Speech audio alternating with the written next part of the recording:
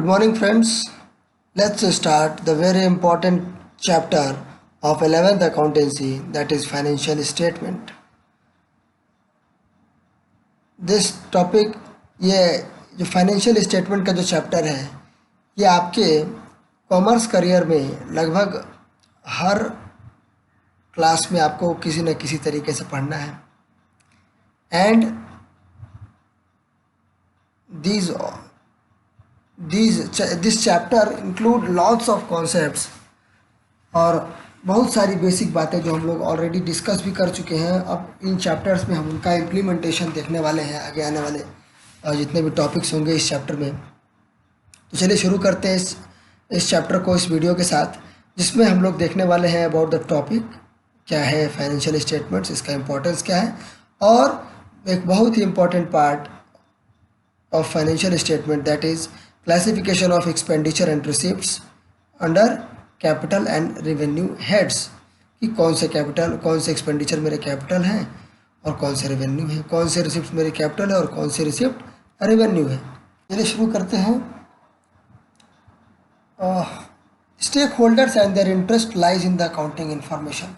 हम लोगों ने देखा है कि हमारे जो फाइनेंशियल अकाउंट्स होते हैं, ये अकाउंटिंग क्यों ज़रूरी होती है, ये हम लोगों ने अपने अर्लियर स्टेजेस में पढ़ा है. यहाँ पे हम लोग देखने वाले हैं कि कितने सारे स्टेक होल्डर्स हैं. स्टेक होल्डर्स मतलब ऐसे लोग जिनका इंटरेस्ट कंपनी के फाइनेंशियल स्टेटस को जानने में लगा हुआ है. ऐसे कितने लोग हैं जो कि कंपनी के फाइनेंशियल स्टेटस में इंटरेस्टेड हैं. तो पहले हो गए आपके करेंट ओनर्स, जो कि कंपनी के इस समय मालिक हैं. ये लोग किस प्रकार के यूज़र हैं, तो इंटरनल यूज़र हैं.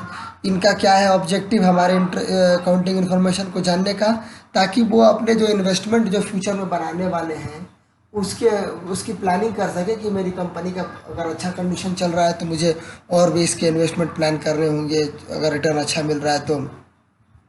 अकाउंटिंग इन्फॉर्मेशन क्या क्या इनको ज़रूरत होती है, to know extent of profit in the owners last accounting period, current position of asset, liability of the business, ये जानने के लिए कि हमारे फर्म का क्या पोजीशन था, क्या प्रॉफिट था पिछले साल, लाइबिलिटीज़ कितनी, एसेट कितने हैं, और इसके आधार पे मैं अंदाज़ा लगा सकते हैं वो कि हमें आने वाले टाइम में क्या लाभ होंगे, क्या मेरी पेमेंट्स होंगी, क्या मुझे पेमेंट करना होगा, कितनी लाइबिलिटीज़ होंगी हमारी. मैनेजर ये भी एक प्रकार का इंटरनल यूज़र है. तो इसके लिए अकाउंटिंग इन्फॉर्मेशन के बारे में जानना, उसकी जानकारी रखना उसके करियर से संबंधित है. दे एसेंशियली एक्ट एज एन, क्योंकि वो लोग एक ओनर के एक एजेंट की तरह वहाँ पे काम करते हैं.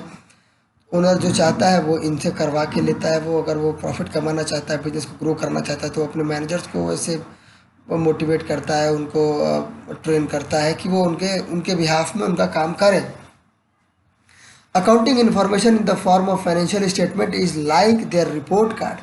और इनके लिए अकाउंटिंग इन्फॉर्मेशन क्या होता है, मैनेजर्स के लिए उनके रिपोर्ट कार्ड के जैसा होता है. अगर फर्म अच्छा काम कर रही है इट मीन्स मैनेजर्स अच्छा काम कर रहे हैं. फर्म की प्रॉफिट फाइनेंशियल कंडीशन थोड़ी सी वीक हुई पिछले साल की अपेक्षा, it means managers are not working efficiently. तो ये इनके लिए एक तरीके से उनका रिपोर्ट कार्ड होता है. गवर्नमेंट क्यों, क्योंकि गवर्नमेंट को टैक्सेस वसूल करने होते हैं, टैक्सेस कैलकुलेट करने होते हैं, और अपने इन्वेस्टर्स का फ्यूचर सिक्योर करना होता है, इन्वेस्टमेंट सिक्योर करना होता है. इसलिए वो इन कंपनीज़ की इन्वेस्टमेंट में ये एक तरीके का एक्सटर्नल यूज़र है हमारे अकाउंटिंग इन्फॉर्मेशंस का. पर्सपेक्टिव ओनर ये भी हमारे एक्सटर्नल ओनर्स हैं, एक्सटर्नल यूज़र्स हैं हमारे अकाउंटिंग इन्फॉर्मेशन के. ये कौन लोग हैं, वो लोग हैं जो आने वाले समय में हमारी कंपनी में इन्वेस्ट कर सकते हैं. तो ऐसे लोग हमारी जो भी अकाउंटिंग इन्फॉर्मेशन है उस पर ज़रूर नज़र बना के रखेंगे. उसके बाद बैंक जो हमें लोन देता है, या फिर जो हमें ऑलरेडी लोन दे चुका है, या फिर वो हमें क्रेडिट लिमिट देता है, तो वो ये किस आधार पर देता है, वो हमारी financial transaction, financial information, accounting informations के आधार पे ही हमें वो सारी फैसिलिटीज़ वो प्रोवाइड करता है. तो ये सारे स्टेक होल्डर्स हैं जिनका इंटरेस्ट छुपा है अकाउंटिंग इन्फॉर्मेशन में. और अकाउंटिंग इन्फॉर्मेशन कहाँ से मिलती है हमें, तो हमारे जो फाइनेंशियल स्टेटमेंट्स होते हैं उनसे हमारी अकाउंटिंग इन्फॉर्मेशन हम लोगों को दिखाते हैं. चलिए आगे चलते हैं, देखते हैं. जो इसमें बेसिक चीज़ें हम लोग जो पढ़ने वाले हैं उसको पहले देखते हैं कि क्या डिफरेंसेस हैं एक एक्सपेंस और एक गेन में, एक एक्सपेंडिचर और एक रिसिप्ट में किस प्रकार के क्लासिफिकेशन हम लोग कर सकते हैं in regard with our financial statements, final accounts. तो एक्सपेंडिचर दो प्रकार के होंगे, capital expenditure, revenue expenditure. Receipt भी दो ही प्रकार के होंगे, कैपिटल एंड रेवेन्यू। और आगे देखते हैं कि ये जो रेवेन्यू एक्सपेंडिचर है वो हमारा डायरेक्ट और इनडायरेक्ट दोनों प्रकार का होता है। फिर इसी तरीके से रेवेन्यू रिसिप्ट भी हमारे डायरेक्ट और इनडायरेक्ट दोनों प्रकार की होती है। ये एक डायग्राम मैंने बनाया है ताकि जिससे हम लोग बिल्कुल क्लियर चीज़ों को समझ सकें। तो capital expenditure and capital receipts are shown in balance sheet, whereas direct direct revenue expense and direct revenue receipts are shown in trading and manufacturing account, and indirect revenue expenditure and indirect revenue receipts are shown in profit and loss account। ये तीन जो हम लोग बनाते हैं अपने final accounts, उन तीनों में इन एक्सपेंसेस की जगह कहाँ कहाँ पे होती है ये हम लोग देख रहे हैं इस डायग्राम के थ्रू।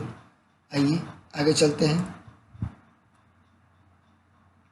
अब देखते हैं कि कैपिटल एक्सपेंडिचर और रेवेन्यू एक्सपेंडिचर क्या क्या डिफरेंसेस हैं।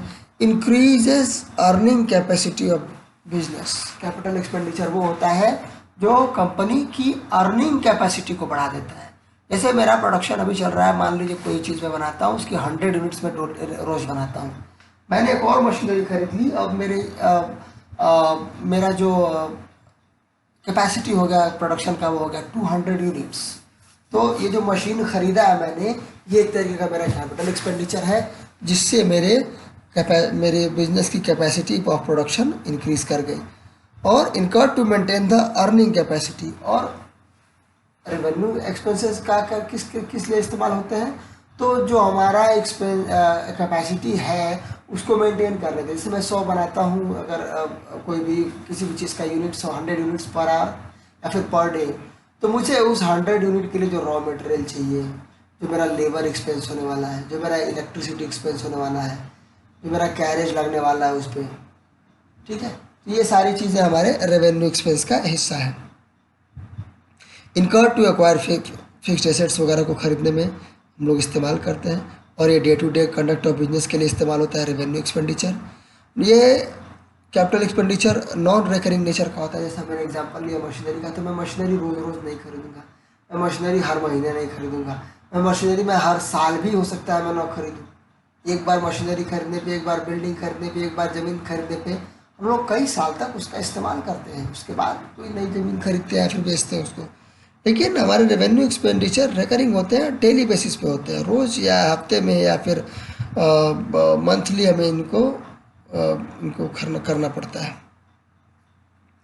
इसका फ़ायदा हम लोग, कैपिटल एक्सपेंडिचर का फ़ायदा आने वाले कई अकाउंटिंग ईयर में मिलता है, जबकि रेवेन्यू एक्सपेंडिचर नॉर्मली 1 साल के लिए ही होते हैं। कैपिटल एक्सपेंडिचर को हम लोग बैलेंस शीट में दिखाते हैं, जबकि रेवेन्यू एक्सपेंडिचर को हम लोग ट्रेडिंग या प्रॉफिट एंड लॉस अकाउंट में दिखाते हैं, जैसा हम लोग डायग्राम में देखा भी था। एक टर्म और आपको आगे परेशान करेगा, that is deferred revenue expenditure. ये ऐसा रेवेन्यू एक्सपेंडिचर है जो नेचर से तो वो रेवेन्यू एक्सपेंडिचर है, लेकिन उसके अंदर एक गुण ऐसा है जो कि कैपिटल एक्सपेंडिचर के गुण होते हैं उसके अंदर। वो ये कि वो 1 साल नहीं बल्कि आने वाले कई सालों तक उसका इस्तेमाल होता है। जैसे सबसे बढ़िया, जैसे कि heavy expenditure incurred on advertisement. अब प्रचार पे मैंने बहुत पैसा खर्च किया, लेकिन उसका लाभ हमें 1 साल नहीं कई साल तक मिलने वाला है। तो ऐसे रेवेन्यू एक्सपेंडिचर्स को जिनका लाभ हमें बहुत सालों तक मिलना है और धीरे धीरे हम उनको साल दर साल अपने प्रॉफिट से कम करेंगे, तो उनको हम लोग बोलते हैं deferred revenue expenditure. Such revenue expenditures which are likely to give benefit for more than 1 accounting year has to be shown in balance sheet. और जो जितना पार्ट हम लोगों ने इस साल राइट ऑफ कर लिया वो तो ठीक, उसको हटा देते हैं, लेकिन जो पास बचा हुआ अगले साल के लिए उसके हम लोग कहाँ दिखाते हैं, तो बैलेंस शीट में दिखाते हैं। रिसिप्ट, जो पैसा हमें रिसीव होता है।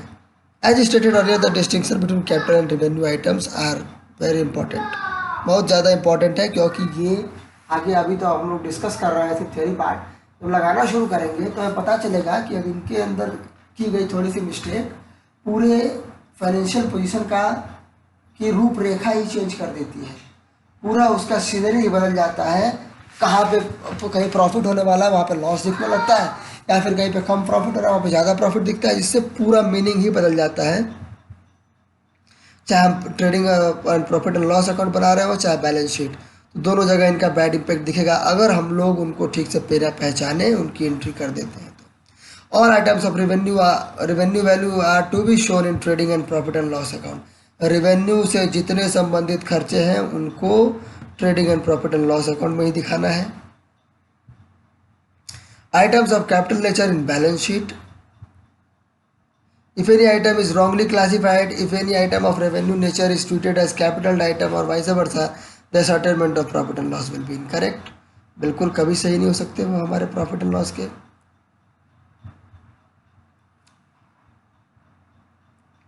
अब देखते हैं कि financial statements, and for this purpose the firm usually prepare the following financial statements. तो बहुत सारे पर्पस है, बहुत सारे लोगों का इंटरेस्ट इसमें इंक्लूडेड है। तो कंपनी क्या बनाती है? Trading and profit and loss account and balance sheet. Trading and profit and loss account क्या होता है? इनकम स्टेटमेंट होता है। हमारे आय और व्यय का कैलकुलेशन, हम अपने प्रॉफिट और लॉस का कैलकुलेशन करते हैं इस अकाउंट के through.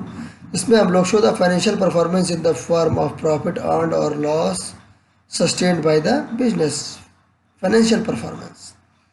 Balance sheet shows financial position in the form of asset, liability and capital.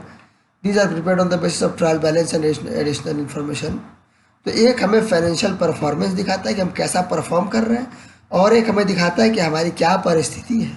हमारे परफॉर्मेंस की, हमारे अच्छा परफॉर्म करते रहने के बाद, पिछले लगातार 5 सालों से अच्छा परफॉर्म करने के बाद आज मेरे फर्म की क्या पोजीशन है, that is shown in the balance sheet. तो क्यों बनाते हैं? सिंपल चीज़, to present a true and fair view of financial performance of the business. हम लोग बनाते हैं trading and profit and loss account, and to present true and fair view of financial position of the business, कि हमारे business की current position क्या है, हमारे पास संपत्ति कितनी है, हमारे पास दायित्व कितने हैं, हमारे पास देनदारियाँ कितनी हैं, कितने लोगों का कैपिटल लगा है। ये सारी चीज़ें क्लियरली पता करने के लिए हमें फाइनेंशियल अकाउंट्स बनाने की। तो ये वीडियो हमारे बेसिक्स से रिलेटेड है, और मैंने कोशिश किया है कि ऐसे सारे टर्म्स को डिस्कस कर लिया जाए, और अगर कुछ बाकी होंगे तो मैं अगले वीडियो में आपके साथ वो चीज़ें डिस्कस करूँगा। तब तक के लिए जय हिंद and all the best guys. If you have any doubt please feel free to let me know your doubts, और अपने दोस्तों से वीडियो